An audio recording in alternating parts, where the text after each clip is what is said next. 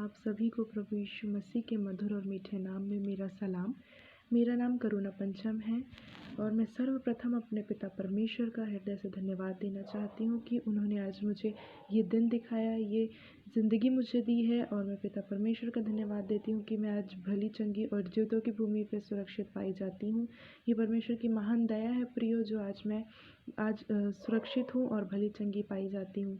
मैं अपनी गवाही आप लोगों के बीच में रखना चाहती हूँ, जो पिछले दिनों मेरे साथ हुई है, जो पिछले दिनों परमेश्वर ने बहुत बड़ी आशीष को मेरे जीवन में दी है।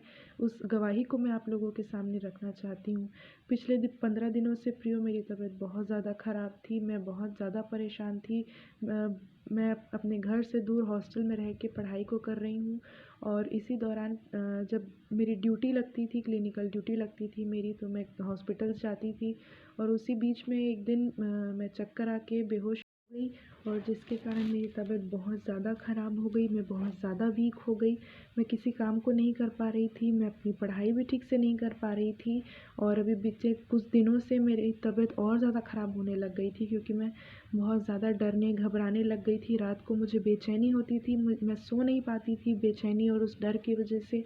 जिस बात को मैंने अपने पापा के साथ में शेयर की और मेरे मम्मी पापा ने भी उस बात को समझे और तुरंत ही हम लोगों ने पास्टर आमोस भारती अंकल के पास में कॉल किए और उन्होंने भी इस बात को सुने और मेरे लिए दुआ किए। और उन्होंने उस प्रार्थना के बीच में उस विज़न को देखे जो परमेश्वर ने उनको दिखाया कि शैतान बहुत ही बुरी रीति से मेरे जीवन में काम कर रहा था, जिसको कि अंकल ने अपनी प्रार्थना के द्वारा, अपनी सामर्थ के द्वारा जो परमेश्वर ने उनको दिया है, उस शैतान को दूर भगाए और मुझे एक आशीष को दिए कि मेरे जीवन में और मैं आज आपके सामने भली चंगी सुरक्षित पाई जाती हूँ प्रियो।